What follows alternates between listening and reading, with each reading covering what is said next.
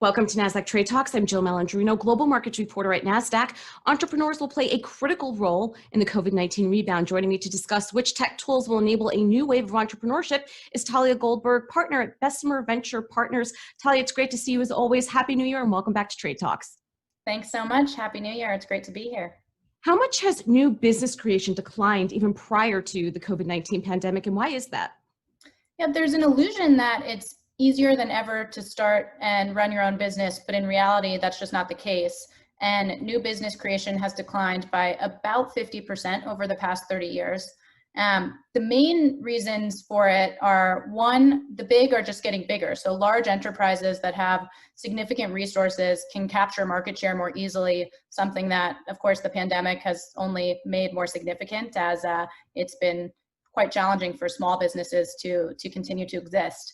And the second and third reasons are regulation, the regulatory landscape, actually just setting up and getting licenses and all the paperwork that you need to run a business. And lastly, access to capital. Everyone needs capital to fuel growth, make investments, and weather hard times and weather the storm. And capital is not always easily available.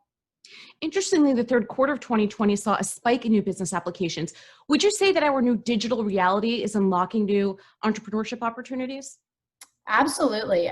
There's a quote that I love that says that necessity is the mother of invention. And I think that is absolutely true here. As a result of the pandemic, so many different worlds were turned upside down. And overnight, people were forced to be creative and consider, how do you make an income in an online first world? And so we're seeing totally new industries emerge and flourish, from digital content to virtual childcare to creating an online storefront. And this has really ushered in a new era of entrepreneurs, many of which are very much building for a digital first and an online first world. Will millennials and Gen Z play a role in this new wave of entrepreneurship? Absolutely as well. Millennials and Gen Z, they're digital natives for the most part, and they will play a very big role in the new wave of entrepreneurship. Data says that over 60% of these generations want to be their own bosses. They have the desire, they want to kind of go out there and start a side hustle. And many of these side hustles may actually prove to be really successful and sustainable long-term businesses and income streams. Well, let's discuss the landscape of enabling entrepreneurship. As you mentioned earlier, it's those barriers of entry that have made it so difficult over the past 30 years.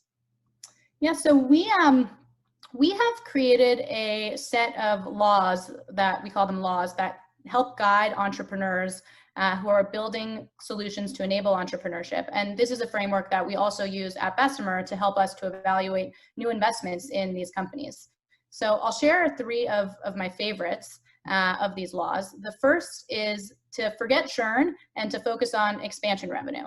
And usually when you tell an investor, like, forget churn, that makes them, they're like, what, you're crazy.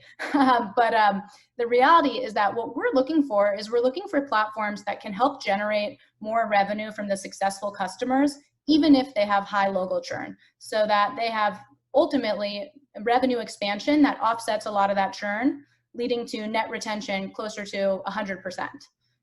So that's the first.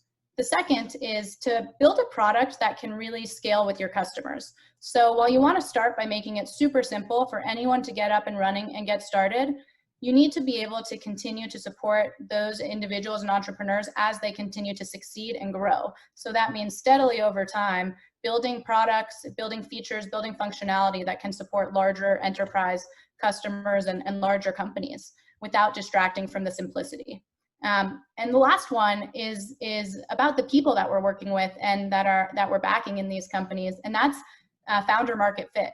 We believe that founders that have real firsthand experience facing challenges, starting a business in X or Y category or doing X or Y, and have that kind of real world know-how and knowledge are often the ones that are best suited to go after and start these companies. It's not necessarily, an engineer or someone with a technical degree or computer science background that might be more, typical of a Silicon Valley stereotype. These are kind of people who really know these spaces and are therefore well suited to build for those communities. And Talia, to wrap up here, what are some of the platforms that are enabling this new wave of entrepreneurship? Yep, there are many. So Bessemer portfolio companies in this space include companies like Shopify in the commerce world, Wix in the website world, Canva, which is democratizing design.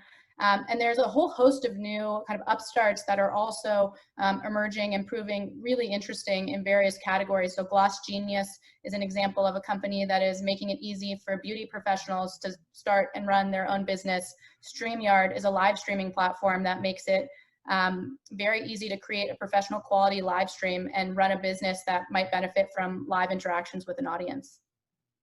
All right, appreciate the insight. Great to have you on Trade Talks as always. Thanks for joining me. I'm Jill Malandrino, Global Markets Reporter at Nasdaq. Thank you.